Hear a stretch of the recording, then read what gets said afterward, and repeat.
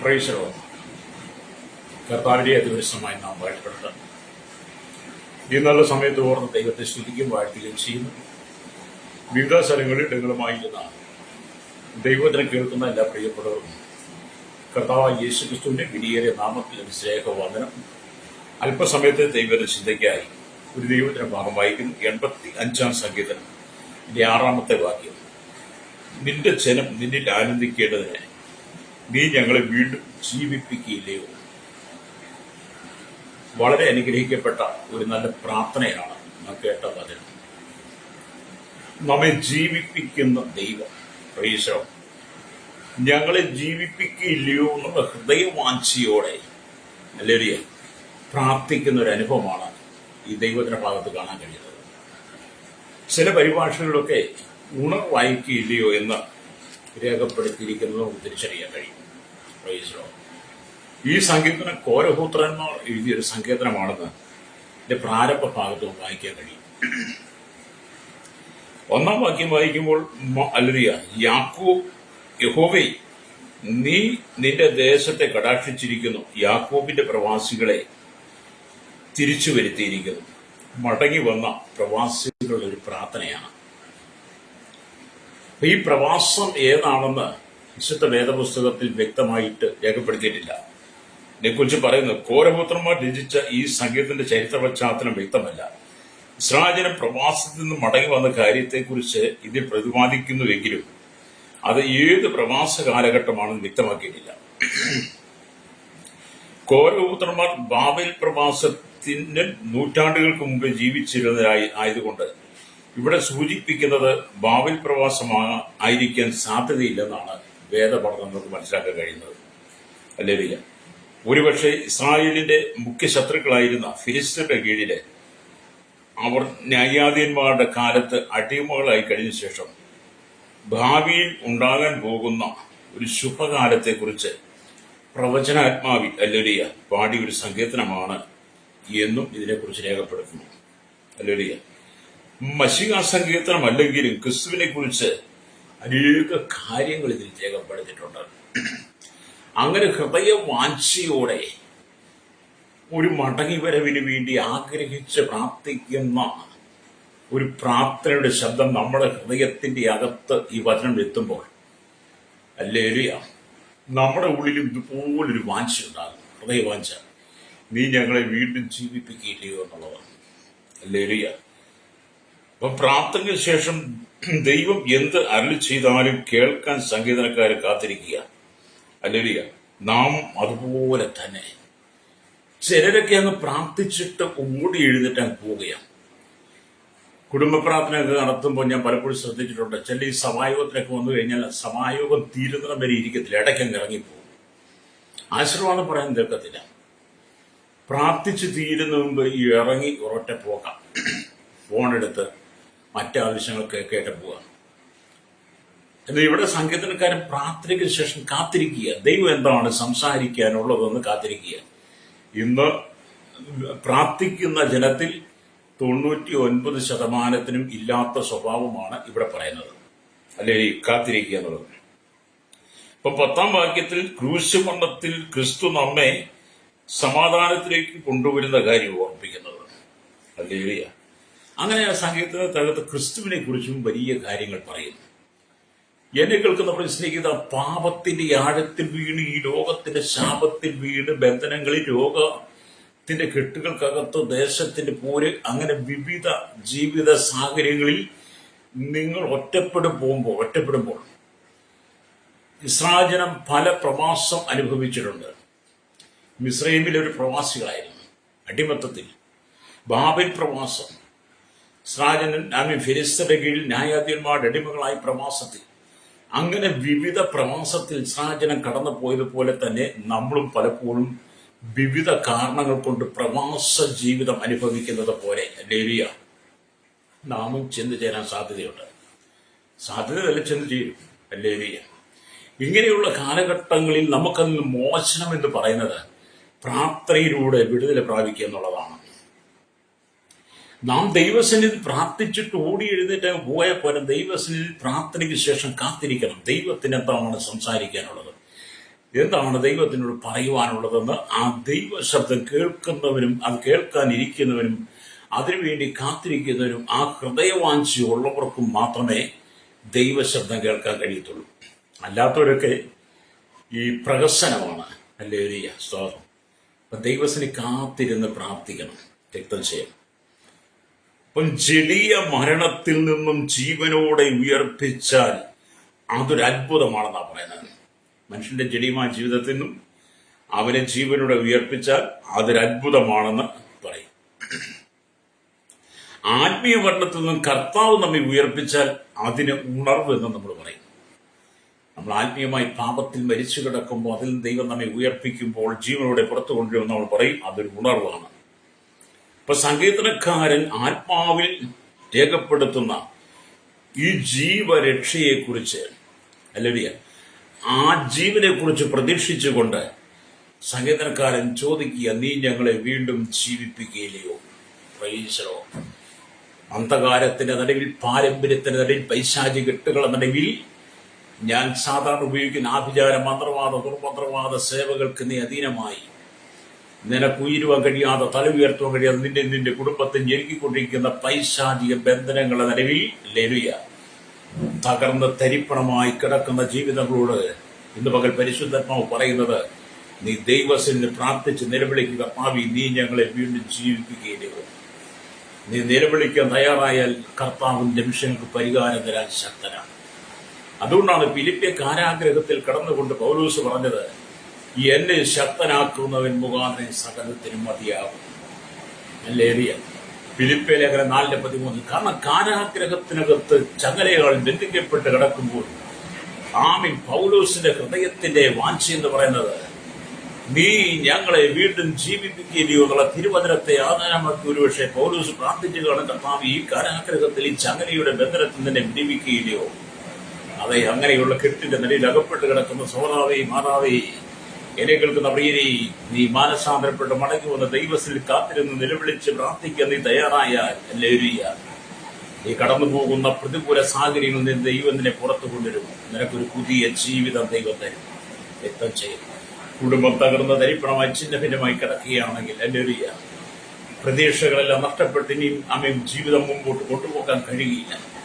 എല്ലാം അസ്തമിച്ചു, ഇനി ഇവിടെ കൊണ്ട് അവസാനിപ്പിച്ചേക്കാമെന്ന് ചിന്തിച്ച് മനസ്സിനകത്ത് കണക്ക് കൂട്ടി ജീവിതം ഒടുക്കാൻ വേണ്ടി കാത്തിരിക്കുന്നവളാണോ നീ? പ്രൈസലോ. ഇവിടെ ദൈവത്തിന് വചനം വായിക്കുന്നവരെ നിനക്ക് വായിച്ച് ചോദിക്കാൻ കഴിയുമോ? കർത്താവുണ്ട്, നിന്റെ ജനം നിന്നിൽ ആനന്ദിക്കേണ്ടതിന് നീ ഞങ്ങളെ വീണ്ടും ജീവിപ്പിക്കുകയോ? എന്തിനാ? നിന്റെ ജനം നിന്നിൽ കർത്താവിൽ ആനന്ദിക്കേണ്ടത്. അതെ, കരഞ്ഞു കലങ്ങിയ കണ്ണുമായി സങ്കടത്തോടെ നിലവിൽപ്പെട്ട് നിലവിളിക്കുന്ന സോദാവി പകൽക്കാലം പരിശുദ്ധാത്മാവ് പറയുന്ന ദൂത്, നിന്റെ ജനം നിന്നിൽ നീ കർത്താവായ യേശുക്രിസ്തുവിൽ ആനന്ദിക്കേണ്ടതിന് നീ ഞങ്ങളെ വീണ്ടും ജീവിപ്പിക്കുകയോ? നീ കർത്താവോട് ചോദിച്ച് മുഴക്കാലം അടക്കി പ്രാർത്ഥിക്കുന്നെങ്കിൽ രക്തം ചെയ്യാൻ ഹല്ലേലൂയ. കർത്താവ് നിന്റെ കുടുംബത്തിനകത്ത് ചില അത്ഭുതങ്ങൾ ചെയ്യാൻ ആഗ്രഹിക്കുക. രക്തം ചെയ്യാൻ ഗ്ലോറി. ഹല്ലേലൂയ. ചില ദിവസങ്ങൾക്ക് മുന്നേ സഹോദരി വിളിച്ചിട്ട് പറഞ്ഞു, സഹോദരൻ കുടുംബമായി വിളിച്ചു പറഞ്ഞു, പാസ്റ്റർ വീട് പണയമാണ്, ജപ്തിയാണ്, തിരിച്ചെടുക്കാൻ യാതൊരുവിധ മാർഗവുമില്ല, ഞങ്ങൾ വഴിയാധാരമോ, ഞങ്ങൾ എന്ത് ചെയ്യും? ഞങ്ങൾക്ക് വേണ്ടി പ്രാർത്ഥിക്കുമോ? നമ്മുടെ തൊഴിലാണല്ലോ. ഞാൻ പറഞ്ഞവർക്ക് വേണ്ടി പ്രാർത്ഥിക്കും. ദൈവത്തിന് അത്ഭുതം ചെയ്യാൻ കഴിയും. നിങ്ങളെ ജീവിപ്പിക്കുവാൻ, കർത്താവിൽ ആനന്ദിക്കുവാൻ, കർത്താവിൽ ആനന്ദിപ്പിക്കാൻ വേണ്ടി ദൈവത്തിന് നിന്റെ ജീവിതത്തിന്റെ അത്ഭുതം ചെയ്യാൻ കഴിയും. ദൈവം വന്ന് നിന്റെ വീടിന്റെ ജപ്തിയെ മാറ്റിത്തരുവാനും ദൈവത്തിന് കഴിയും. ഹല്ലേലൂയ. ഞാൻ ആ സഹോദരനോട് പറഞ്ഞ് പ്രാർത്ഥിച്ചു. ആ ജപ്തിയുടെ നടപടി ബാങ്ക് മാറ്റിവെച്ചു. അവർക്കൊരാശ്വാസമായി. സമയം നീട്ടിക്കൊടുത്തു. പ്രൈസലോ. അത് നീ തകരുവാൻ ദൈവം അനുവദിക്കത്തില്ല. നീ തകരുവാൻ ദൈവം അനുവദിക്കത്തില്ല. നീ തളരുവാൻ ദൈവം അനുവദിക്കത്തില്ല. നിന്റെ പ്രതിസന്ധികളുടെ നടുവിലേക്ക് ഇറങ്ങി വരുന്നവരാ ദൈവം. ഹല്ലേലൂയ. നിന്റെ ഭവനത്തിന്റെ അകത്തളങ്ങളിൽ ഇറങ്ങി വന്ന് നിന്നോട് നിന്റെ കുടുംബത്തോട് സംസാരിക്കാൻ യേശു ആഗ്രഹിക്കുമ്പോൾ ഹല്ലേലൂയ ഇന്ന് പകൽ ദൈവത്തിന് കേൾക്കുന്ന മാതാവേ, തളർച്ചയുടെ നിലയിൽ നീ എഴുന്നേൽക്ക്. ദൈവസന്നിധിയിൽ എഴുന്നേറ്റ് ദൈവത്തോട് നിലവിളിച്ച് പ്രാർത്ഥിക്കുക. കർത്താവേ, നിന്റെ ജനം ഹല്ലേലൂയ ഞങ്ങൾ നിന്നിൽ ആനന്ദിക്കേണ്ടതിന് നീ ഞങ്ങളെ വീണ്ടും ജീവിപ്പിക്കില്ലയോ? ഈ കഷ്ടതയിൽ നിന്ന്, ഈ കടക്കണിയിൽ നിന്ന്, ഈ മഹാമാരിയിൽ നിന്ന്, ഈ മഹാവ്യാധിയിൽ നിന്ന്, ഈ ദുരന്തത്തിൽ നിന്ന്, ഈ അക്കമത് കടബാധയിൽ നിന്ന്, ഈ ഞെളിമിരി കൂടുന്ന ജീവിത സാഹചര്യത്തിൽ നിന്ന് തകർന്ന എന്റെ ജീവിതത്തിൽ നീ എന്നെ വിടിവിക്കില്ലയോ, നീ എന്നെ ജീവിപ്പിക്കില്ലയോ എന്ന് നീ കർത്താവിനോട് പ്രാർത്ഥിക്കുന്നെങ്കിൽ രക്തം ചെയ്യാം. പ്രൈസലോ. ദൈവം നിന്നെ വിടുവിക്കും കേട്ടോ. പ്രാർത്ഥനയുടെ ശക്തി എന്ന് പറയുന്നത് ഈ ലോകത്തിൽ നാം കാണുന്ന വിവിധ മേഖലകളിലുള്ള ശക്തിയല്ല. ഇലക്ട്രിസിറ്റിയുടെ ശക്തിയല്ല, ഇടിവെട്ടിന്റെ ശക്തിയല്ല, മിന്നലിന്റെ ശക്തിയല്ല, തീയുടെ ശക്തിയല്ല, മറ്റുള്ള വെടിക്കോപ്പുകളുടെയും അണുവായുധങ്ങളുടെയും ബോംബുകളുടെ ശക്തിയല്ല പ്രാർത്ഥനയുടെ ശക്തി എന്ന് പറയുന്നത്. പ്രാർത്ഥനയുടെ ശക്തി അതിനേക്കാളെല്ലാം വിരയാണ്. പ്രൈസലോ. പ്രാർത്ഥിക്കുന്നവന്റെ ജീവിതത്തിനകത്ത് കർത്താവ് അത്ഭുതം ചെയ്യും. പ്രാർത്ഥിക്കുന്നവനെ രോഗം അറിഞ്ഞില്ലെങ്കിലും, പ്രാർത്ഥിക്കുന്നവനെ രോഗം കണ്ടില്ലെങ്കിലും, പ്രാർത്ഥിക്കുന്നവന്റെ പ്രാർത്ഥനയ്ക്കകത്തേക്ക് പരിശുദ്ധാത്മാവിന്റെ ശക്തി, ആത്മാവിന്റെ ശക്തി ഇറങ്ങി വീഴ്ന്നു കഴിയുമ്പോൾ, ദൈവ സാന്നിധ്യം ഇറങ്ങി വന്നു കഴിയുമ്പോൾ നിനക്ക് മുമ്പിൽ നിൽക്കുന്ന എല്ലാ പ്രതിസന്ധികളും തകർന്ന് തരിപ്പണമായി മാറും. പ്രൈസലോ. ഈ പ്രാർത്ഥിക്കാൻ തയ്യാറാകും. ഹല്ലേലൂയ. അപ്പൊ ഇവിടെ സ്തോത്രം. ഹല്ലേലൂയ. സംഗീതക്കാരൻ നീ ഞങ്ങളെ വീണ്ടും ജീവിപ്പിക്കുകയോ. നമുക്കറിയാം ലോകത്തിന് അനേകം മതങ്ങളുണ്ട്. ഹല്ലേലൂയ. മതങ്ങൾക്കെല്ലാം ദൈവങ്ങളുമുണ്ട്. അനേകം മതങ്ങൾ ലോകത്തിൽ എന്ന് മാത്രം മതങ്ങളുടെ പേര് പറഞ്ഞ തീരാത്ത പോലെ മതങ്ങളാണ്. ഈ മതങ്ങൾക്കെല്ലാം അവരുടെ ഇഷ്ടത്തിനനുസരിച്ചുള്ള രൂപഭാവത്തിലുള്ള ദൈവങ്ങളുമുണ്ട്. ഹല്ലേലൂയ. മനുഷ്യൻ അവരോടുകൂടെ ആനന്ദിക്കുന്നതായിട്ട് ഒരിക്കലും നമുക്കറിയില്ല. ലോകത്തിന് അനേകം മതങ്ങളും മതങ്ങൾക്കെല്ലാം ദൈവങ്ങളും ഉണ്ടെങ്കിൽ ആ ദൈവങ്ങളോടൊപ്പം മനുഷ്യൻ ഒരിക്കലും ആനന്ദിക്കുന്നതായിട്ട് നമുക്കറിയില്ല. ഹല്ലേലൂയ. നാം ആരാധിക്കുന്ന ദൈവം ആരെന്നറിഞ്ഞ് ദൈവത്തിന്റെ രൂപഭാവ ഗുണ സ്വഭാവ വിശേഷങ്ങൾ, അവന്റെ സവിശേഷതകൾ അറിഞ്ഞ് ഈ കാണുന്ന ഈ ദൃശ്യമായ ലോകത്തെ മുഴുവൻ സൃഷ്ടിച്ച ഗതാഗതത്തിന്റെ ഉടവിലായിരിക്കുന്ന, അഖിലാണ്ടത്തെ മുഴുവൻ അടങ്ങി വഹിക്കുന്ന, സകല ചരാചരങ്ങളിൽ സൃഷ്ടിച്ചവനായിരിക്കുന്ന കർത്താവിന്റെ സന്നിധിയിൽ നീ കടന്നുകൊണ്ട് ദൈവം മുഴക്കാരം അടക്കുന്നെങ്കിൽ ആ പ്രാർത്ഥനയ്ക്ക് മറുപടിയുണ്ട്. പക്ഷെ ലോകം മുഴുവൻ ഹല്ലേലൂയ പ്രാർത്ഥനയ്ക്ക് മറുപടി ഇല്ലാതെ ഓടുകയാണ്. ഹല്ലേലൂയ. എന്നാൽ നമ്മുടെ കർത്താവ് ഹല്ലേലൂയ അങ്ങനെയില്ല. ലോകത്തിൽ അനേകം മതങ്ങളുടെ മതത്തിൽ ദൈവമുണ്ട്. അത് ആചരണവും അതിൽ ആനന്ദിക്കുന്നത് കാണുന്നില്ല ഞാൻ പറഞ്ഞപ്പോൾ, നമ്മുടെ പ്രിയ കർത്താവ് അങ്ങനെയല്ല. അവൻ ആത്മാവിനെ ഉയർപ്പിക്കുമ്പോൾ, ഹല്ലേലൂയ, ആത്മാവിൽ ജീവൻ നൽകുമ്പോൾ, നമ്മുടെ ആത്മാവിന് പുതുക്കം നൽകുമ്പോൾ, ഹല്ലേലൂയ, അവിടെ രക്ഷയുടെ സന്തോഷം കർത്താവ് കൽപ്പിച്ചു തരും. അവിടെ രക്ഷയുടെ സന്തോഷം കർത്താവ് തരും. അപ്പൊ ഇന്ന് പകൽ നിന്റെ ഭവനത്തിന് ആവശ്യമെന്ന് പറയുന്നത് രക്ഷയുടെ സന്തോഷമാണ്. പാപത്തിന്റെ ഉല്ലാസത്തിൽ വീണ് പാപത്തിൽ സന്തോഷിക്കുന്ന സ്വാഭാവിക ഭവനത്തിനകത്ത് ദൈവഹിതം അല്ലാത്ത, ദൈവം അറയ്ക്കുന്ന പാപ സ്വഭാവങ്ങൾ നിന്റെ കുടുംബത്തിനകത്ത് നിലനിൽക്കുന്നു. ദൈവം അറയ്ക്കുന്ന പാപങ്ങൾ. ഹല്ലേലൂയ. ദൈവം അറയ്ക്കുന്ന പാപം എന്ന് പറഞ്ഞു കഴിഞ്ഞാൽ നിന്റെ ഭവനത്തിനകത്തെ പോഷ്ക് പോലും, നുണപ്രചരണങ്ങൾ പോലും, മറ്റുള്ളവർക്ക് ദ്രോഹം ഉണ്ടാക്കുന്ന കലച്ചിൽ, ഭാര്യ ഭർത്താക്കന്മാർ തമ്മിലുണ്ടാകുന്ന പ്രശ്നങ്ങൾ, സംശയങ്ങൾ, വഞ്ചനകൾ തുടങ്ങി ഇങ്ങോട്ട് എണ്ണ വിട്ട് നീ നോക്ക്. നിന്റെ കുടുംബത്തിനകത്ത്, അകത്തളത്തിനകത്ത് കർത്താവ് വെറുക്കുന്ന പാപങ്ങൾ എത്ര എണ്ണമാണെന്ന്. ഹല്ലേലൂയ. നിന്റെ ജീവിത രീതി കൊണ്ട് തന്നെ നിന്റെ കുടുംബത്തിനകത്ത് ശാപം വരും. അപ്പൊ ഇവിടെ കർത്താവ് നമ്മുടെ കുടുംബത്തിനകത്ത് ഉയർപ്പിന്റെ അനുഭവം തരുമ്പോൾ, ഉണർപ്പിന്റെ അനുഭവം തരുമ്പോൾ നമ്മുടെ സ്ഥിതിഗതികളെല്ലാം മാറും. അതുകൊണ്ടാണ് 118 സംഗീതത്തിന്റെ 15 വാക്യം ഇങ്ങനെ രേഖപ്പെടുത്തുന്നു. ഹല്ലേലൂയ. ഹല്ലേലൂയ. അവിടെ ഇങ്ങനെ രേഖപ്പെടുത്തുന്നുണ്ട്: ഉല്ലാസത്തിന്റെയും ജയത്തിന്റെയും ഘോഷം നീതിമാന്മാരുടെ കൂടാരങ്ങളുണ്ട്, യഹോവയുടെ വലങ്കൈ വീര്യം പ്രവർത്തിക്കുന്നു. ഉല്ലാസത്തിന്റെയും ജയത്തിന്റെയും ഘോഷം നീതിമാന്മാരുടെ കൂടാരങ്ങളിലുണ്ട്, യഹോവയുടെ വലങ്കൈ വീര്യം പ്രവർത്തിക്കുന്നുവെന്ന് കാണാൻ കഴിയും. ഹല്ലേലൂയ. ഇവിടെ നമ്മൾ ദൈവത്തിന്റെ വചനം വായിക്കുമ്പോൾ ഇടുക്കമായ അവസ്ഥയിൽ നിന്നും വിശാലമായ സ്ഥലത്തേക്ക് ദൈവ സങ്കീർത്തനക്കാരെ കൊണ്ടുവരുന്ന സാക്ഷ്യമാണ് നമ്മൾ ഈ വാചനഭാഗത്ത് വായിക്കാൻ കഴിയുന്നത്. ഹല്ലേലൂയ. ആ ദൈവം കൂടെയുണ്ടെങ്കിൽ പിന്നെ ഭയപ്പെടേണ്ട യാതൊരു കാര്യമില്ല. നമ്മെ നിർമ്മിച്ചവൻ, ഉണ്ടാക്കിയവൻ, നമ്മെ വീണ്ടെടുത്തവൻ, ക്രൂശിൽ നമുക്ക് വേണ്ടി പരമയകമായി ക്രൂശിൽ മരിച്ചടക്കപ്പെട്ട് ഉയർത്തെഴുന്നേറ്റ് സ്വകാരോപണം ചെയ്ത് പിതാവായ ദൈവത്തിന്റെ വലത്തുഭാഗത്ത് നമുക്ക് വേണ്ടി മധ്യസ്ഥാനിക്കുന്ന ദൈവം നമ്മോട് കൂടെ ഉണ്ടെങ്കിൽ നമ്മൾ ഒന്നിനെ കുറിച്ച് ആശങ്കപ്പെടേണ്ട. രക്തം ചെയ്യാം. ഹല്ലേലൂയ. പ്രൈസ് ദി ഹല്ലേലൂയ എന്ന് നമുക്ക് വചനം വായിക്കും.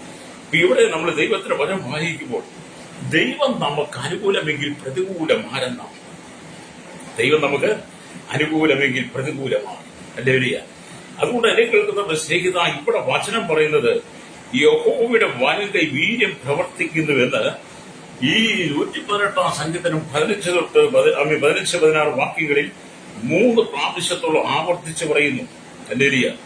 നീതിമാൻ അനർത്ഥത്തിൽ കൂടി കടന്നു പോകേണ്ടി വന്നാലും ദൈവം അവനെ മരണത്തിൽ നിന്നുള്ള നീക്കുപോക്കുകൾ നൽകി വിരമിക്കുന്നവനാണ്. യഹോവയുടെ വലം കൈ നിനക്ക് വേണ്ടി വീര്യം പ്രവർത്തിക്കും. ഹല്ലേലൂയ, സ്തോത്രം. അപ്പൊ യഹോവയുടെ വലം കൈ നിനക്ക് വേണ്ടി വീര്യം പ്രവർത്തിക്കുമെന്ന് വേദപുസ്തകം പറയുമ്പോൾ നീ ലോകത്തിന്റെ ഭയപ്പെടരുത്, ശത്രുവിനെ ഭയപ്പെടരുത്, സാത്താനെ നീ ഭയപ്പെടരുത്, പിശാചിന്റെ തന്ത്രങ്ങളിൽ നീ കുടുങ്ങി അവനെ കുറിച്ച് ഓർത്ത് ഭയപ്പെട്ടു പോകാതെ യഹോവയുടെ വലം കൈ നിനക്ക് വേണ്ടി വീര്യം പ്രവർത്തിക്കുമെന്ന് നീ തിരിച്ചറിഞ്ഞുകൊണ്ട് ആ കരത്തിന്റെ കീഴിൽ താണിരുന്ന് കൊട്ടക്കണം രക്തം ചെയ്ത്. ഹല്ലേലൂയ. അപ്പൊ ഉല്ലാസത്തിന്റെയും ജയത്തിന്റെയും ഘോഷം നീതിമാന്മാരുടെ കൂടാരങ്ങളിൽ ഉണ്ട് എന്ന് പറയുമ്പോൾ എന്നെ കേൾക്കുന്ന സമയം നിന്റെ ജീവിതമാകുന്ന ശരീരമാകുന്ന കൂടാരത്തിനകത്ത് എന്തുണ്ടായിരിക്കണം? ദൈവത്തെ കുറിച്ചുള്ള, കർത്താവായ യേശുക്രിസ്തുവിനെ കുറിച്ചുള്ള സന്തോഷം, ദൈവത്തിനെ പാടി ആരാധിച്ച് നൃത്തം ചെയ്ത് ദൈവത്തെ സ്തുതിക്കുന്ന അനുഭവം നിന്റെ ജീവിതമാകുന്ന കൂടാരത്തിൽ, ശരീരമാകുന്ന കൂടാരത്തിലുണ്ടാകണം. ഒന്ന്. രണ്ടാമത്തെ, നിന്റെ ഭവനമാകുന്ന കൂടാരത്തിൽ നീയും നിന്റെ ഭാര്യയും നിന്റെ മക്കളും നിന്റെ അപ്പനും അമ്മയും അമ്മായിയും മരുമോളും ഒന്നിച്ചു കൂടിയിരുന്ന ദൈവത്തെ പാടി സ്തുതിച്ച് ദൈവത്തെ ആരാധിക്കുമ്പോൾ ആമി ഉല്ലാസത്തിന്റെ ജയത്തിന്റെയും ഘോഷം നിന്റെ ഭവനത്തിനകത്തുനിന്ന് ഉയരുമ്പോൾ എന്ത് ചെയ്യും? യഹോവയുടെ വലങ്കി നിനക്ക് വേണ്ടി വീര്യം പ്രവർത്തിക്കും. നിന്നെ തകർക്കുവാൻ, നിന്നെ ഉടയ്ക്കുവാൻ, നിന്നെ നശിപ്പിക്കുവാൻ, നിന്നെ പിച്ച് ചീന്തിക്കളയുവാൻ ആമി നിൽക്കുന്ന നിന്റെ പ്രതിയോഗിയായ പിശാച് അലറുന്ന സിംഹം എന്ന പോലെ നിനക്കെതിരെ നിന്നാലും ഹല്ലേലൂയ, ദൈവത്തിന്റെ വലം കൈ വീര്യം പ്രവർത്തിച്ചാൽ നിന്നെ തകർക്കുവാൻ ഈ ഉലകത്തിൽ ഒരു ശക്തിക്ക് കഴിയില്ല. രക്തം ചെയ്യും. ഗ്ലോറി. ഹല്ലേലൂയ. അപ്പൊ നമ്മൾ ദൈവത്തോട് ചേർന്ന് വസിക്കുക. അപ്പൊ ഈ ഉല്ലാസത്തിന്റെയും ജയത്തിന്റെയും ഘോഷം നീതിമാന്മാരുടെ കൂടാരങ്ങളിലുണ്ട് എന്ന് പറയുമ്പോൾ ചില ഭവനങ്ങളിലേക്ക് ചെന്ന് കഴിഞ്ഞാൽ, ചില സഹോദരന്മാരുടെ വായിലെ വാക്ക് കേട്ട് കഴിഞ്ഞാൽ, ചില സഹോദരിമാരുടെ വായിലെ വാക്കുകൾ കേട്ടാൽ, അവിടെയുള്ള കൊച്ചു പിള്ളേരുടെ കൊച്ചു മക്കളെയൊക്കെ വായിലെ വാക്കുകൾ കേട്ടാൽ ഇറങ്ങി ഓടാൻ തോന്നും. ഹല്ലേലൂയ, സ്തോത്രം, സ്തോത്രം. നിങ്ങൾക്ക് അനുഭവം നിങ്ങളുടെ കുടുംബത്തിൽ അങ്ങനെ ഉണ്ടോ? ഹല്ലേലൂയ. ചില ആളുകൾ പഴമക്കാർ പറഞ്ഞു കേട്ടിട്ടില്ലേ, അവനോട് സംസാരിച്ചു കഴിഞ്ഞാൽ അവന്റെ വായിലെ വാക്കുകൾ കേട്ട് കഴിഞ്ഞാൽ 7 ആറ്റിച്ചെന്ന് കുളിച്ചാലും തീരത്തില്ലെന്ന് പറഞ്ഞു കേട്ടിട്ടുണ്ട്. ചില ആളുകൾ അങ്ങനെ. ചില വീട്ടിലേക്ക് ചെന്ന് കഴിഞ്ഞാൽ അവരുടെ വായിൽ നിന്ന് വീഴുന്ന ദുർഗന്ധം വമിച്ച വാക്കുകൾ, വൃത്തികെട്ട വാക്കുകൾ, അപമാന സൂചകമായ വാക്കുകൾ, അപവാദത്തിന്റെ വാക്കുകൾ, പരിഹാസത്തിന്റെ നിന്ദയുടെ വാക്കുകൾ, അസഭ്യമായ അശ്ലീലം നിറഞ്ഞ വാക്കുകൾ പല കുടുംബത്തിനകത്തൊന്നും പുറപ്പെടുന്നത് കാണാൻ കഴിയും. ദൈവജനമടക്കമുള്ള ഭവനത്തിൽ അത് കാണാൻ കഴിയും. സഹോദരനെ കുറ്റം വിധിക്കുന്ന, സഹോദരനെ ആമി നിന്ദിക്കുന്ന, സഹോദരനെ പരിഹസിക്കുന്ന, കൂട്ടുവിശ്വാസിയെ നിന്ദിക്കുന്ന, നിന്റെ സഹോദരങ്ങളെ നിന്ദിക്കുന്ന, നിന്റെ മാതാവിനെ, നിന്റെ മരുമോളെ നിന്ദിക്കുന്ന, അമ്മായിമ്മയെ നിന്ദിക്കുന്ന, അമ്മായിമ്മയെ അട്ടിച്ചൊതുക്കി അല്ലെങ്കിൽ ഓട്ടോ ജോലി കൊണ്ട് തള്ളുന്ന ആമി മാധ്യമങ്ങളുടെ മുമ്പിൽ എളിഞ്ഞു തോന്നുന്ന അസഭ്യം വിളിച്ചു പറയുന്ന നിന്ന സൂചകമായ വാക്കുകൾ, ദൈവം അറയ്ക്കുന്ന വാക്കുകൾ വിളിച്ചു പറയുന്ന സോദാവി, ദൈവത്തിന്റെ ന്യായവിധി നിന്റെ കുടുംബത്തിലേക്ക് വരാൻ സമയമായി. അതുകൊണ്ട് നീ ശുദ്ധീകരിക്കപ്പെടണം. പാപത്തിൽ നീ വീണ്ടെടുക്കപ്പെട്ട് പാപത്തിൽ മരിച്ചു കിടക്കുന്ന നീ മാനസാന്തരപ്പെട്ട് മടങ്ങി വന്ന് കർത്താവായ യേശുക്രിസ്തുവിനെ ഹൃദയം കൊണ്ട് സ്വീകരിച്ചുകൊണ്ട് നിന്റെ ഭവനത്തിന്റെ അകത്തളങ്ങളിലും നിന്റെ ജീവിതമാകുന്ന കൂടാരത്തിലും കർത്താവിനെ പാടി സ്തുതിക്കണം. അവിടെയാണ് ഉല്ലാസത്തിന്റെയും ജയത്തിന്റെയും ഘോഷം നീതിമാന്മാരുടെ കൂടാരങ്ങളിൽ. അങ്ങനെയുള്ള കുടുംബത്തിനകത്താണ് യഹോവയുടെ വലം കൈ വീര്യം പ്രവർത്തിക്കുന്നത്. ചില സഹോദരന്മാരൊക്കെ ഈ മദ്യവെച്ച് വീട്ടിലേക്ക് വന്നു കഴിഞ്ഞാൽ, മദ്യവെച്ച് സഹോദരന്മാരൊക്കെ മദ്യവെച്ച് വീട്ടിലേക്ക് വന്നു കഴിഞ്ഞാൽ പിന്നെ അവരെ രാജാവാന്നാ പറയുന്നത്. അവർ രാജാവാണ്. ആ വീട്ടിനകത്ത് ഭാര്യയോടും മക്കളോടും കേട്ടോ, ഭാര്യയോട്, മക്കളോട്, അപ്പനോട്, അമ്മയോട്, സഹോദരങ്ങളുടെ ശരീരം മദ്യവെച്ച് കഴിഞ്ഞാൽ രാജാവാന്ന് പറയുന്നത്. നാട്ടിൽ കിടന്ന് ആമി നായ്ക്കള് അടി കൊള്ളുന്ന പോലെ, പട്ടി ഈറ് കൊള്ളുന്ന പോലെ നാട്ടുകാർ അടി മേടിച്ചിട്ട് വീട്ടിൽ വന്ന് അങ്ങാടി തോറ്റതിന് അമ്മയോടെന്ന് പറഞ്ഞ പലരും മദ്യപാനിയാണ്. എന്താ അങ്ങാടി തോറ്റതിന് അമ്മയോടെന്ന് പറഞ്ഞ് പഴഞ്ചൊല്ലുണ്ട് എന്ന് പറഞ്ഞാൽ നാട്ടിൽ കിടന്ന് മുഴുവൻ അടി മേടിക്കും, നാട്ടുകാട്ടി മുഴുവൻ മേടിക്കും, എന്നിട്ട് വീട്ടിൽ ചെന്ന് കിടന്ന് രാജാവാകും. നാണം കെട്ട ജന്മം. പ്രൈസലോ. മദ്യപാനിയുടെ നാണം കെട്ട ജീവിതം, മദ്യപിക്കുന്നവന്റെ നാണം കെട്ട ജീവിതം, ദൈവം അറയ്ക്കുന്ന ജീവിതം, പരിഹാസിയുടെ ദൈവം അറയ്ക്കുന്ന ജീവിതം, ആശ്ലീലജ വാക്കുകൾ പറയുന്നവന്റെ അറയ്ക്കപ്പെട്ട ജീവിതം, ഓഷ്കു പറഞ്ഞവന്റെ അറയ്ക്കപ്പെട്ട ജീവിതം, വ്യഭിചാരം ചെയ്യുന്നവന്റെ അറയ്ക്കപ്പെട്ട ദൈവം അറയ്ക്കുന്ന ജീവിതം, അല്ലെങ്കിൽ സഭയ്ക്കകത്ത് കലഹമുണ്ടാക്കുന്ന ഒരു അറയ്ക്കപ്പെട്ട ജീവിതം. ദൈവസഭയുടെ ഇടയന്മാരെ പുരോഹിതന്മാരെ തള്ളിയിട്ട് അവരുടെ മേൽ കയറിയുന്ന അവരെ ഇടുക്കി കൊഴുക്കി അവരെ അസഭ്യം വിളിച്ച് പറയും ചെയ്യുന്ന നീതിമാന്മാർ കൂടാരത്തിൽ അല്ലെങ്കിൽ അവിടെ പാപമാണ് വസിക്കുന്നത്. അവരെ നീതിമാരെന്നാണ് പറയുന്നത്. പക്ഷെ അവരുടെ കുടുംബത്തിലെ പാപമാണ്. നീ ചെയ്യുന്ന പ്രവർത്തികൾ ദൈവത്തിന് ഇഷ്ടമാകും. പ്രൈസലോ, നിന്റെ പ്രവർത്തനങ്ങൾ ദൈവത്തിന് ഇഷ്ടമായിരിക്കണം. ബാബയിൽ പ്രവാസത്തിൽ നിന്ന് മടങ്ങി വന്ന ഇസ്രായേലിന്റെ നിലവിളി നമ്മൾ കണ്ടിട്ടുണ്ട്. മിസ്രൈമിൽ നിന്നും മടങ്ങി വന്ന ജനത്തിന്റെ നിലവിളിയും സന്തോഷം നമ്മൾ കണ്ടിട്ടുണ്ട്. ഇസ്രായേലും ഫെലിസ്ത്യരുടെ കാലഘട്ടത്തിൽ, ന്യായാധിപന്മാരുടെ കാലഘട്ടത്തിൽ അടിമകളായി ജീവിച്ചപ്പോൾ അതിന് അവർക്ക് മോചനം കിട്ടിയപ്പോൾ നിലവിളി നമ്മൾ കണ്ടിട്ടുണ്ട്. അതുകൊണ്ട് വ്യത്യസ്തമായ നിലകളിൽ വിടുതൽ പ്രാപിച്ച ജനത്തെ കുറിച്ച് മുന്നമേ പ്രവചനാത്മാവിൽ രേഖപ്പെടുത്തിയ വചനമാണ്, കോലപുത്രന്മാർ രേഖപ്പെടുത്തിയ വചനമാണ് 85-ാം സങ്കീർത്തനത്തിന്റെ 6-ാം വാക്യം നമ്മൾ വായിച്ചത്. നിന്റെ ജനം നിന്നിൽ ആനന്ദിക്കേണ്ടത് നീ ഞങ്ങളെ വീണ്ടും ജീവിപ്പിക്കുകയോ. കുടുംബത്തിനകത്ത് കണ്ണുനീരല്ലേ? ആനന്ദിക്കാൻ കഴിയുന്നുണ്ടോ? സന്തോഷിക്കാൻ കഴിയുന്നുണ്ടോ? സമാധാനത്തോടെ കിടന്ന് ഉറങ്ങാൻ കഴിയുന്നുണ്ടോ? പ്രശ്ന സങ്കീർണമായ അനുഭവങ്ങൾക്കകത്തല്ലേ നീ കടന്നു പോകുന്നത്? അല്ലേറിയ വേദന നിറഞ്ഞ ജീവിതമല്ലേ? കണ്ണുനീരിന്റെ അനുഭവമല്ലേ? ഒരു ദിവസമെങ്കിലും സ്വസ്ഥമായിട്ട് ജീവിക്കാൻ നീ ആഗ്രഹിക്കുന്ന ദിവസങ്ങളില്ലേ? അതൊന്നുമില്ലെല്ലാം തകർന്ന് ധരിപ്പണമായില്ലേ? അല്ലേറിയ ചെറിയ ചെറിയ പ്രശ്നങ്ങൾ പറഞ്ഞു വലുതാക്കി അത് വലിയ വലിയ പ്രശ്നങ്ങളാക്കി മാറ്റി കുടുംബം ഒരു നരകമായി മാറിക്കൊണ്ടിരുന്ന ഈ കാലഘട്ടത്തിൽ ഇന്ന് പകൽ പരിശുദ്ധന്മാവ് പറയുന്നത് നീ മടങ്ങി വരണം. നിന്റെ ഭവനത്തിന്റെ ആ അകത്തളങ്ങളിൽ സാത്താൻ ഇരിപ്പാൻ ഇടം കൊടുക്കരുത്. നിന്റെ ജീവിതമാകുന്ന കൂടാരത്തിൽ സാത്താൻ വസിക്കരുത്. നിന്റെ ഭവനമാകുന്ന കൂടാരത്തിൽ സാത്താൻ വസിക്കരുത്. അവൻ നിന്റെ കുടുംബത്തിനകത്ത് ജീവിതത്തിൽ ആധിപത്യം പുലർത്തിയാൽ നിന്റെ കുടുംബത്തെ അവൻ തകർക്കും. രക്തം ചെയ്യാം.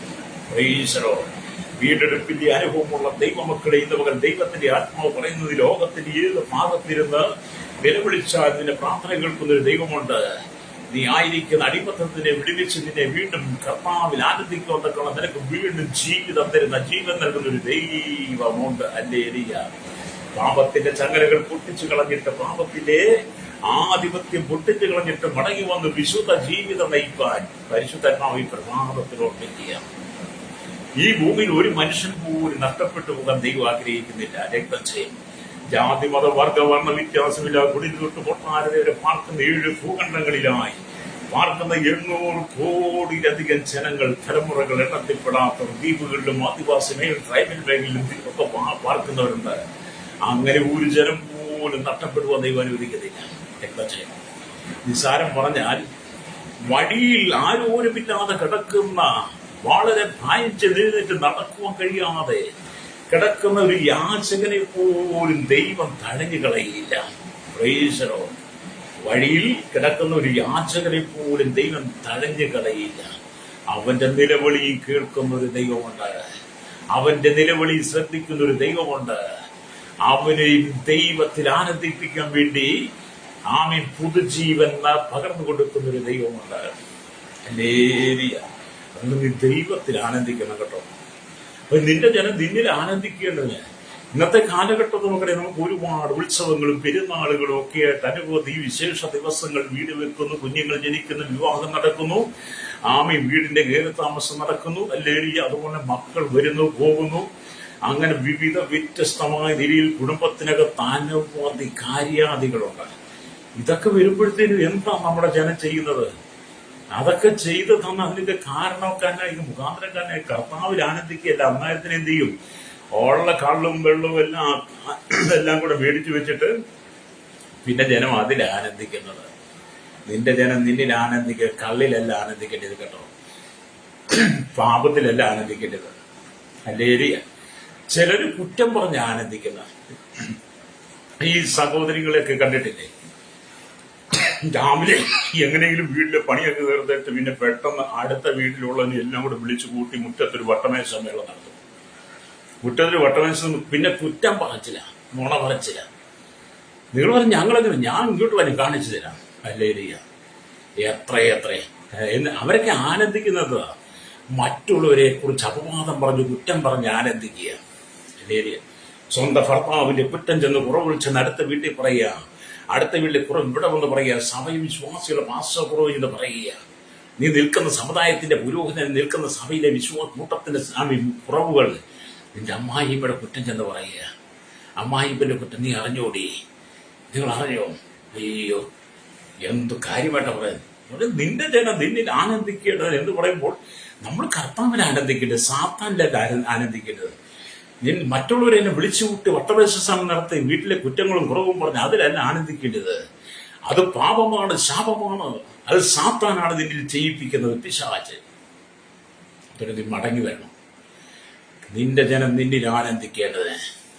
ഫിലിസ്ത്യരുടെ അടിമത്തത്തിൽ കിടക്കുന്ന, ഫിലിസ്ത്യരുടെ കാലഘട്ടത്തിൽ ന്യായാധിപന്മാരുടെ അടിമത്തത്തിൽ കിടക്കുന്ന ഇസ്രായേലിലും മടങ്ങി വരവി. അവർക്ക് ലഭിക്കാൻ പോകുന്ന ഒരു ആനന്ദത്തെക്കുറിച്ച് അല്ലേലിയ നൂറ്റാണ്ടുകൾക്ക് മുമ്പേ കോരഗോത്രമാർ രചിച്ചു വെച്ച് സംഗീതത്തിനകത്തെ ഈ വചനം ഇന്നും ജീവിപ്പിക്കുന്ന വചനമാ.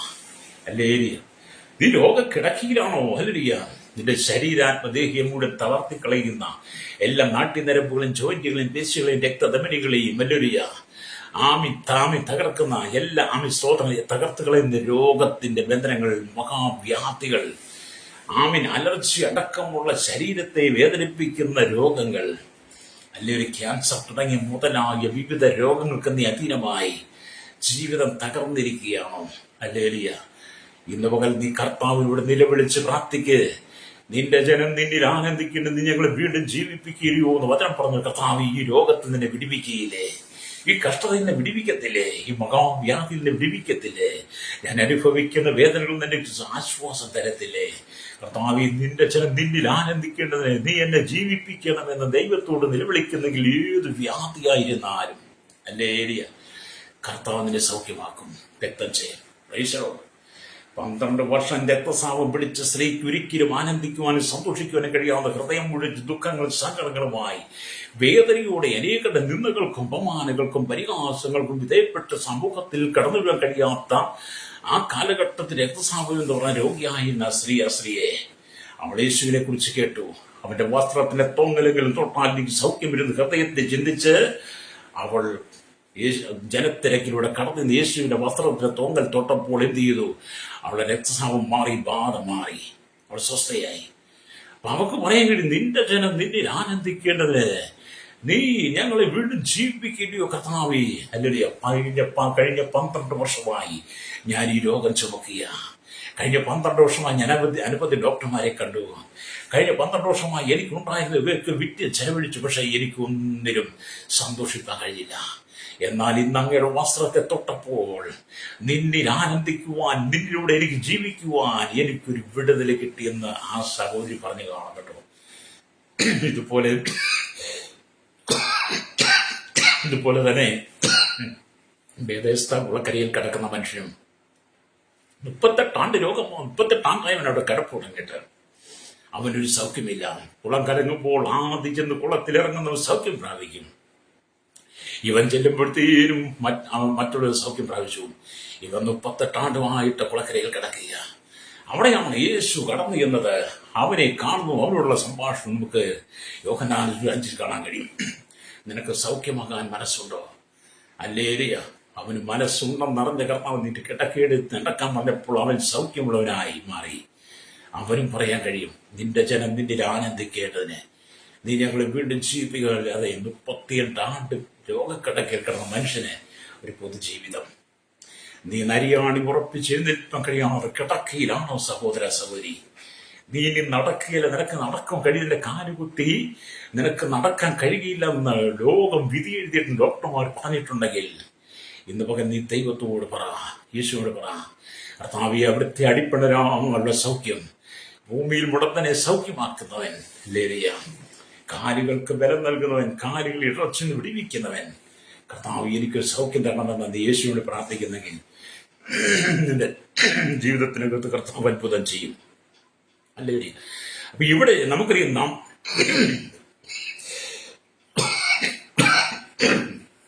നമ്മുടെ കർത്താവ് വെണ്മയും ചുമപ്പുമുള്ളവനാ, 10,000 സുന്ദരനാണെന്ന് ഉത്തമഗീതം അല്ലേലിയ 5-ാം അധ്യായം 10-ാം വാക്യം വായിക്കും കാണുന്നുണ്ട്. അവിടെ ഇങ്ങനെ എഴുതിയിരിക്കുന്നത്, എന്റെ പ്രിയൻ വെണ്മയും ചുമപ്പുമുള്ളവൻ, 10,000 പേരിൽ അതിശ്രേഷ്ഠം തന്നെ. ഞാൻ മുമ്പ് പറഞ്ഞല്ലോ, എല്ലാ മതങ്ങൾക്കകത്തും അല്ലിയ ദൈവങ്ങളുണ്ട്. അല്ലിയ എല്ലാ മതങ്ങളും ദൈവങ്ങളെ വെച്ച് ആരാധിക്കുക. നമ്മളും ദൈവത്തിൽ ആനന്ദിക്കുക. പക്ഷേ ഞാൻ പ്രസംഗിക്കുന്ന ദൈവത്തെക്കുറിച്ച് ആ വിശുദ്ധ വേദപുസ്തകം പറയുന്നത്, എന്റെ പ്രിയൻ വെണ്മയും ചുമപ്പുമുള്ളവൻ 10,000 ശ്രേഷ്ഠം തന്നെ. അപ്പൊ സർവാംഗ സുന്ദരനായിരിക്കുന്ന പ്രാണപ്രിയനെ കുറിച്ച് ശൂര്യകാരിയുടെ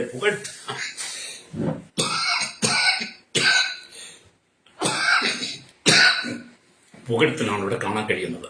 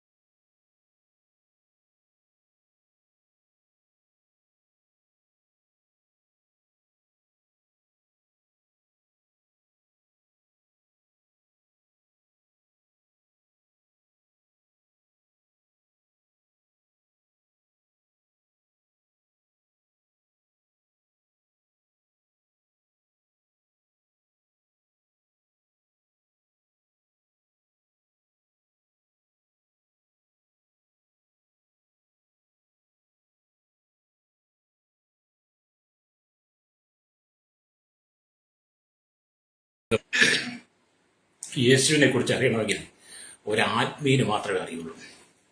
ഒരു ആത്മീയന് മാത്രമേ യേശുവിനെ കുറിച്ച് പറയാൻ പറ്റത്തുള്ളൂ. അതുകൊണ്ട് പാപത്തിൽ വീണ് കിടക്കുന്ന ഒരു വ്യക്തിയോട് യേശു ആരെന്ന് ചോദിച്ചാൽ അവൻ പറയും യേശുവിനെ അറിയില്ലെന്ന് പറയും. മലയാളം ദൈവമില്ലെന്നെങ്കിലും പറയും. ദൈവമില്ല എന്ന് മൂടൻ തന്റെ ഹൃദയത്തിൽ പറയുന്നുവെന്ന് 14 സങ്കീർത്തനവും 53 സങ്കീർത്തനമൊക്കെ വായിച്ചാൽ കഴിയും. അങ്ങനത്തെയാണ് 90% ആളുകളും. എന്നാൽ ഇവിടെ ശൂരൻകാരി പറയുക, എന്റെ പടിയൻ വെണ്മയും ചുമപ്പുമാണ് 10,000 അത് ശ്രേഷ്ഠനാ. അല്ലേലൂയ, സ്തോത്രം. അതുകൊണ്ട് എന്നെ കേൾക്കുന്ന പരിശീലിക്കുക, നമ്മുടെ പാപങ്ങൾ ക്ഷമിക്കപ്പെടുവാൻ നമ്മൾ കാൽവരി ക്രൂശിൽ നമുക്ക് വേണ്ടി പരമയാഗമായി തീർന്ന കർത്താവായ യേശു ക്രിസ്തുവിന്റെ ആ പാദപീഠത്തിലേക്ക് വരണം. ആ കാൽവരിയിൽ നമുക്ക് വേണ്ടി ചൊരിയപ്പെട്ട ക്രൂശിലെ രക്തത്താൽ നിന്റെ ഹൃദയത്തെ ശുദ്ധീകരിക്കണം. അല്ലേലൂയ. എന്റെ പാപങ്ങൾക്ക് നീ പരിഹാരം വരുത്തണം. നമ്മുടെ ഹൃദയത്തിലേക്ക് യേശു ഇറങ്ങി വരുമ്പോൾ നമ്മുടെ ഹൃദയത്തിന്റെ അന്തർഭാഗത്ത് യേശു വസിക്കുമ്പോൾ നമ്മുടെ ഹൃദയം, നമ്മുടെ കൂടാരം ദൈവത്തിന്റെ മന്ദിരമായി നാം സമർപ്പിക്കുമ്പോൾ, ഹല്ലേലൂയ, നമുക്കുള്ളിൽ വലിയ സന്തോഷം വരാൻ കാരണമാകും. നമ്മുടെ ഉള്ളിൽ വലിയ സന്തോഷം. ജീവിതത്തിൽ സന്തോഷമില്ലാതിരിക്കുന്ന പ്രിയപ്പെട്ടവർ പറയട്ടെ, യേശു നിന്റെ ഹൃദയത്തിലേക്ക് വന്നാൽ നിന്റെ ഹൃദയത്തിൽ സന്തോഷമാകും. ഹല്ലേലൂയ. മാത്രമല്ല, നമ്മുടെ ഹൃദയത്തിൽ പരിശുദ്ധാത്മാവിനെ വഹിക്കുമ്പോൾ നമ്മുടെ സന്തോഷം നദി പോലെ പുറപ്പെടാൻ തുടങ്ങും. ഹല്ലേലൂയ. യേശു നമ്മുടെ ഹൃദയത്തിൽ വരുമ്പോൾ നമ്മുടെ ജീവിതത്തിൽ സന്തോഷമാകും. പരിശുദ്ധാത്മാവ് നമ്മുടെ ഉള്ളിൽ പകരുമ്പോൾ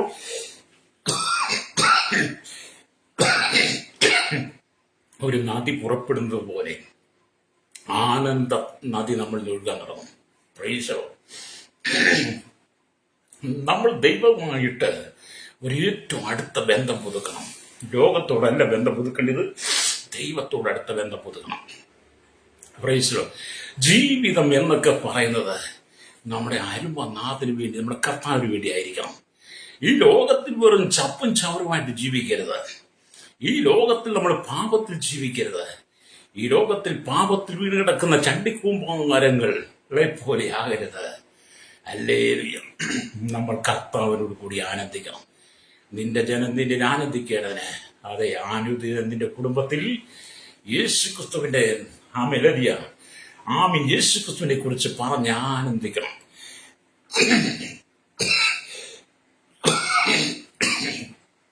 ആദിമസഭ അപ്പോസ്തലന്മാരുടെ കാലഘട്ടത്തിൽ കർത്താവ് ജനങ്ങളെ ഉയർപ്പിച്ചു. 3000 പേര് അന്ന് മാനസാന്തരപ്പെട്ടെന്നാണ്. എത്ര? 3000 പേര്. നമുക്കറിയാം, യോവേൽ പ്രവാചകന്റെ പുസ്തകം 2-ാം അധ്യായം വായിക്കുമ്പോൾ, യോവേൽ പ്രവാചകന്റെ പുസ്തകം 2-ാം അധ്യായം വായിക്കുമ്പോൾ അതിന്റെ 28-ാമത്തെ വാക്കിൽ അതിന്റെ ശേഷമോ ഞാൻ സകല ജഡത്തിന്മേലും എന്റെ ആത്മാവിനെ പകരും, നിങ്ങളുടെ പുത്രന്മാരും പുത്രിമാരും പ്രവചിക്കും, നിങ്ങളുടെ വൃത്തന്മാർ സ്വപ്നങ്ങളെ കാണും, നിങ്ങളുടെ യൗവനക്കാർ ദർശനങ്ങളെ ദർശിക്കും. ദാസന്മാരുടെ മേലും ദാസന്മാരുടെ മേലും കൂടെ ഞാൻ ആ നാളിൽ എന്റെ ആത്മാവിനെ പകരുമെന്ന് യോവേൽ പ്രവാചകൻ പറഞ്ഞ വചനം. ഹല്ലേലൂയ. പെന്തക്കോസ്ത് നാളിൽ അത് അതുപോലെ തന്നെ നിറവേറി എന്നുള്ളത് നമ്മൾ അപ്പോസ്തലർ പ്രവൃത്തി വായിക്കുമ്പോൾ 2-ാം അധ്യായം അതിന്റെ 16, 17, 18 വാക്യങ്ങൾ കാണാൻ കഴിയും. അപ്പോസ്തലർ പ്രവൃത്തി വായിക്കുമ്പോൾ അവിടെ ഇങ്ങനെ എഴുതിയിട്ടുണ്ട്. 2-ാം അധ്യായം ഹല്ലേലൂയ, അതിൽ 28, 29 വാക്യങ്ങളിലേക്ക് വായിക്കാം. ഹല്ലേലൂയ. അപ്പൊ ഇവിടെ ദൈവത്തിന്റെ വചനം നമുക്ക് നൽകി തരുന്നത് എത്ര ശ്രേഷ്ഠമാണ് നമുക്ക് കേൾക്കാൻ കഴിയും. അപ്പൊ ഇവിടെ എല്ലാ സ്വതം പെന്തക്കോസ്ത് നാൾ വന്നപ്പോൾ എന്ത് ചെയ്തു? ഹല്ലേലൂയ. അവിടെ കൂടിയിരുന്ന സകല ജനത്തിന്മേലും ദൈവത്തിന്റെ പരിശുദ്ധമാക്കി ഇറങ്ങി വന്നു. യോവേൽ പ്രവാചകരുടെ പറഞ്ഞ വചനയുടെ വെളിപ്പടി, അന്ത്യകാലത്ത് ഞാൻ സകല ജനത്തിന്മേലും ആത്മാവിനെ പകരം നിങ്ങളുടെ പുത്രന്മാരും പുത്രിമാരും പ്രവചിക്കും, നിങ്ങളുടെ യൗവനക്കാർ ദർശനങ്ങൾ ദർശിക്കും, നിങ്ങളുടെ സ്വപ്നങ്ങളെ കാണും. ഹല്ലേലൂയ. എന്ന യോവേൽ പ്രവാചകൻ പറഞ്ഞ അപ്പോസ്തലർ പ്രവൃത്തി നിറവേറുക. അന്ന് പത്രോസിന്റെ വാക്ക് കിട്ട് ആമേൻ സ്തോത്രം മാനസാന്തരപ്പെട്ടവരുടെ 3000-ഓളം പേരെന്ന് ഹല്ലേലൂയ നമ്മൾ അപ്പോസ്തലർ 2:41 വായിച്ചാൽ കാണാൻ കഴിയും. ഹല്ലേലൂയ. അപ്പോസ്തലർ 2:41 വായിക്കുമ്പോൾ അവിടെ അവന്റെ വാക്ക് കൈക്കൊണ്ടവർ സ്നാനമേറ്റു. അന്ന് 3000-ഓളം പേർ കർത്താവിന് ചേർന്നു. അതെ, പാപത്തിൽ വീണ് കിടന്ന്, ശാപത്തിൽ വീണ്, പാരമ്പര്യത്തിൽ വീണ് കിടന്ന്, ജഡികമായ ആചാരങ്ങളിലായിരുന്ന അന്നത്തെ ഒരു കൂട്ടം ജനം പത്രോസ് പ്രസംഗിക്കുന്നത് കേട്ട് പത്രോസിലേക്ക് കടന്നു വന്ന് അവരുടെ പാപങ്ങളെ ഏറ്റുപറഞ്ഞ് അന്ന് യേശുക്രിസ്തുവിന്റെ നാമത്തിൽ സ്നാനമേറ്റവർ 3000 പേരാണ്. ഹല്ലേലൂയ. പിന്നത്തെ നമ്മൾ കാണുന്നുണ്ട്. അപ്പോസ്തലർ പ്രവൃത്തി 4-ാം അധ്യായത്തിലേക്ക് വരുമ്പോൾ സഭയ്ക്കുണ്ടായ ആദ്യത്തെ ഒരു പീഡനത്തെ അവിടെ കാണാൻ കഴിഞ്ഞു. അവിടെ ഇങ്ങനെ എഴുതിയിരിക്കുന്നു. അപ്പോസ്തലർ 4:1, അവൻ ജനത്തോട് സംസാരിച്ചു കൊണ്ടിരിക്കുമ്പോൾ തന്നെ പുരോഹിതന്മാരും ദൈവാലയത്തിലെ പടനായകന്മാരും സദൂക്യരും അവരുടെ നേരെ വന്ന് അവർ ജനത്തെ ഉപദേശിക്കാനും മരിച്ചവരിൽ നിന്നുള്ള പുനരുത്ഥാനത്തെ യേശുക്രിസ്തുവിന്റെ ദൃഷ്ടാന്തങ്ങളെ അറിയിക്കാനും നീരസപ്പെട്ടു. അവരെ പിടിച്ച് വൈകുന്നേരം ആകൊണ്ട് പിറ്റേന്നാൾ വരെ കാവിലാക്കി. എന്നാൽ വചനം കേട്ടവരിൽ പലരും വിശ്വസിച്ച് പുരുഷന്മാരുടെ എണ്ണം തന്നെ 5000-ഓളമായി. ഈ പുരുഷന്മാരുടെ എണ്ണം തന്നെ 5000-ഓളമായി എന്ന് പറയുമ്പോൾ അവരുടെ സഹോദരിമാരും കാണും, അവരുടെ കുട്ടികൾ ഒരുപക്ഷെ കാണാം. കണ്ടോ?